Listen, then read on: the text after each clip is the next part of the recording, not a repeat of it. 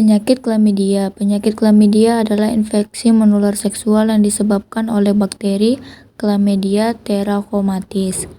Infeksi ini bisa terjadi pada alat kelamin, tenggorokan, dan rektum.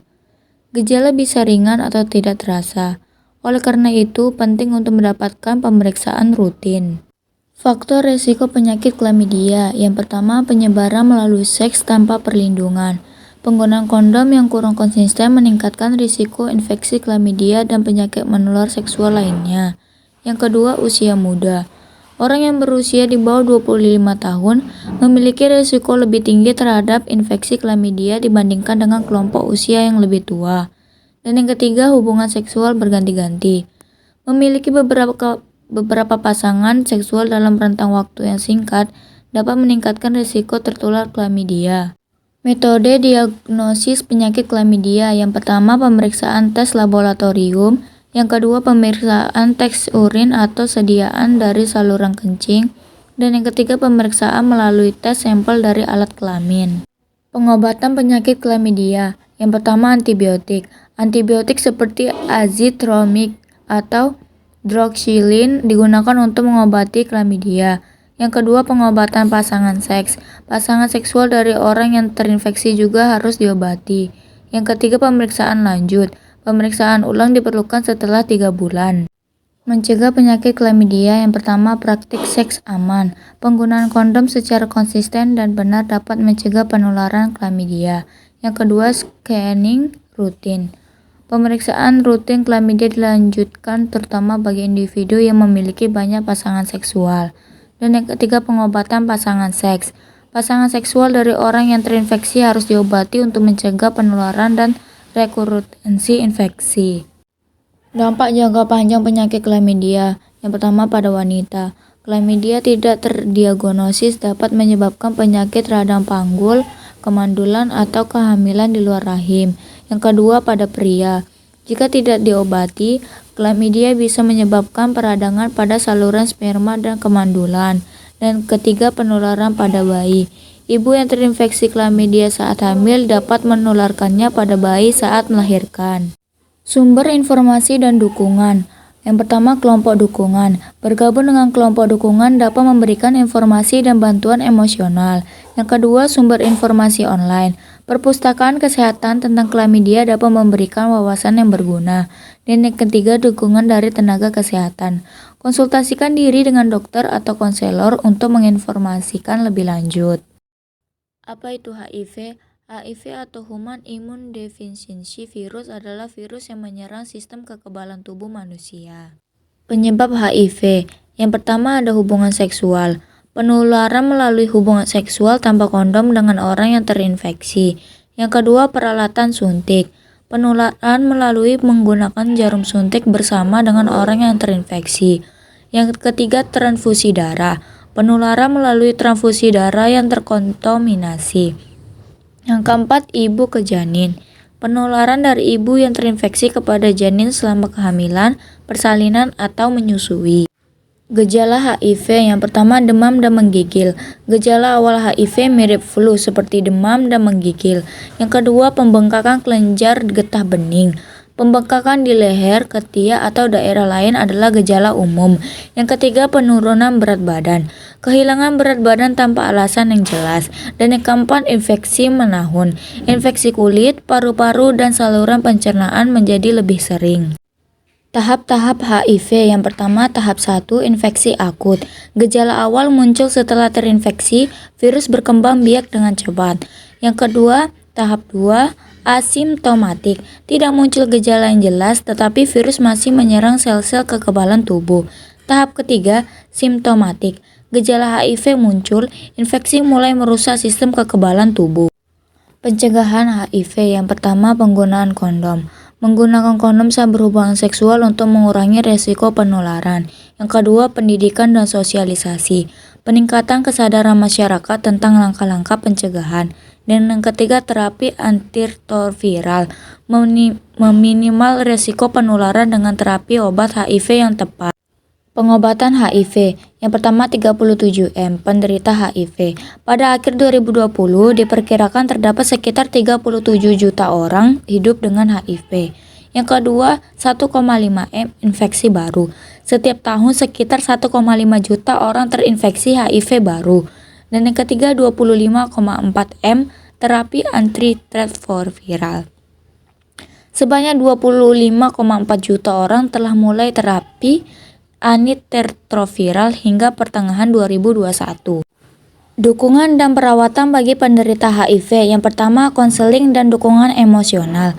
Konseling psikososial membantu individu dalam menghadapi stigmatisasi. Yang kedua, pelatihan keterampilan hidup. Mempersiapkan penderita HIV dalam menghadapi tantangan dan menjalani kehidupan sehari-hari. Dan yang ketiga, perawatan kesehatan primer. Pemberian perawatan medis secara menyeluruh dan terintegrasi.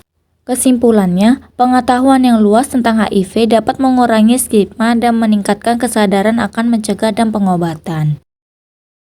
Apa itu penyakit gonore? Gonore juga dikenal sebagai kencing nanah. Adalah penyakit menular seksual bakterial yang bisa menginfeksi alat kelamin, dubur, dan tenggorok. Lalu ada juga gejala penyakit gonore.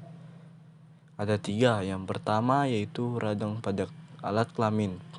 Pada pria, gejala gonore dapat berupa nyeri saat buang air kecil dan keluarnya cairan dari penis. Kedua, radang pada rahim.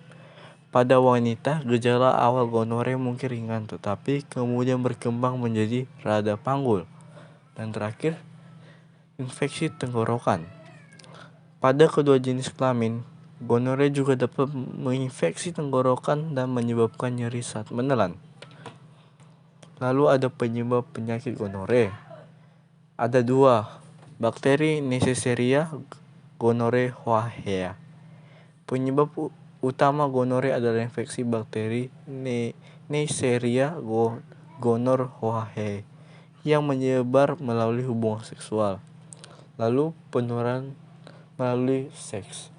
Penyakit ini umumnya ditularkan melalui hubungan seks vaginal, oral, atau anal tanpa kondom.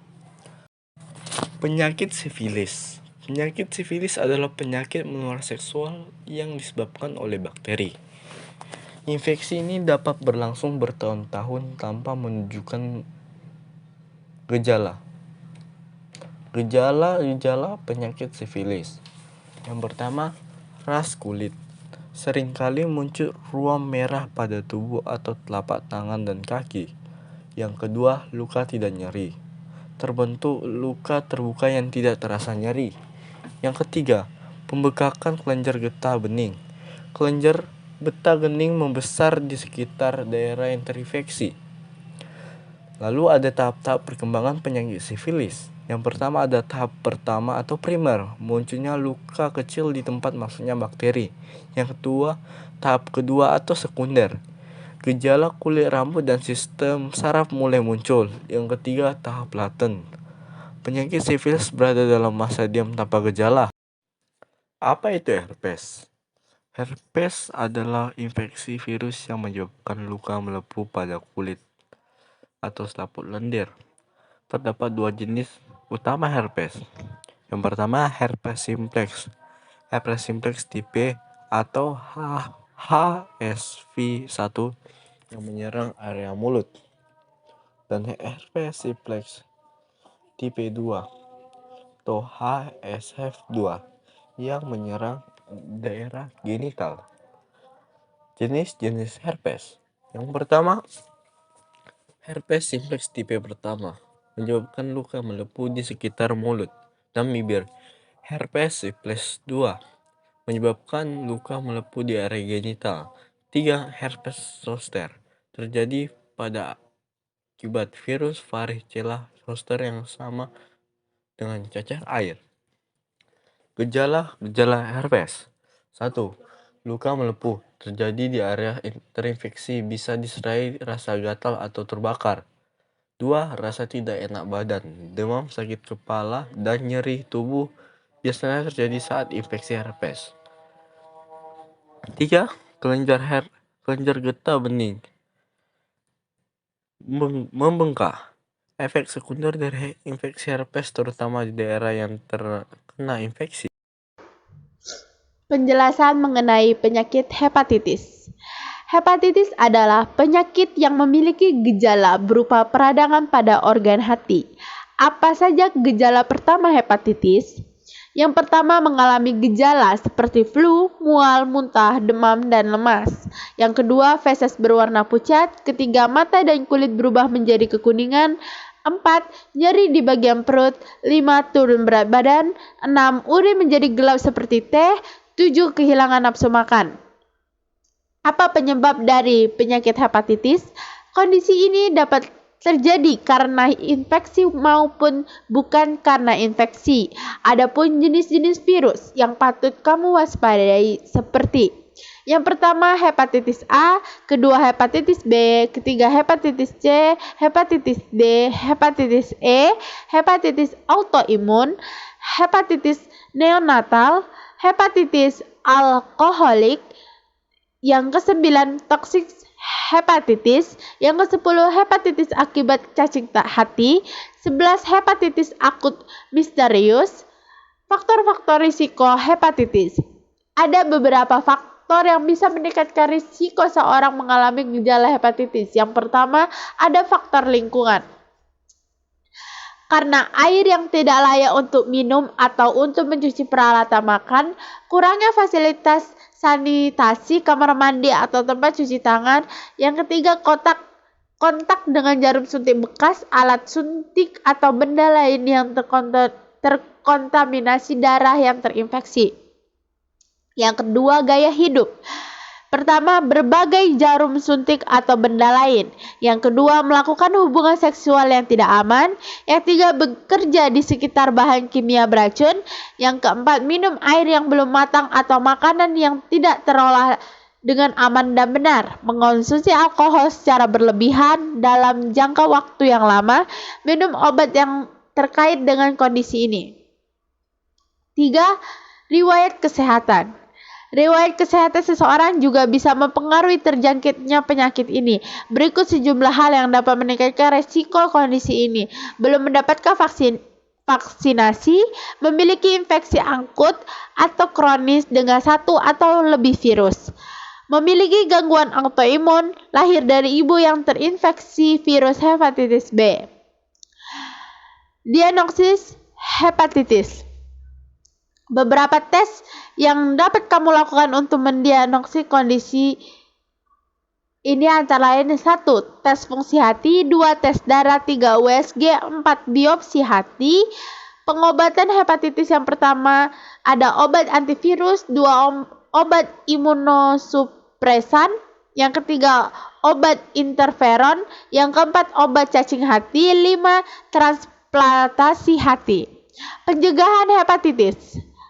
Yang pertama bisa melakukan vaksinasi, yang kedua mengurangi konsumsi alkohol, yang ketiga menjaga kebersihan sumber air, yang keempat mencuci bahan makanan yang kamu konsumsi, tidak berbagi pakai sikat gigi, pisau cukur atau jarum suntik dengan orang lain, tidak menyentuh darah tanpa sarung tangan pelindung, melakukan hubungan seksual yang aman.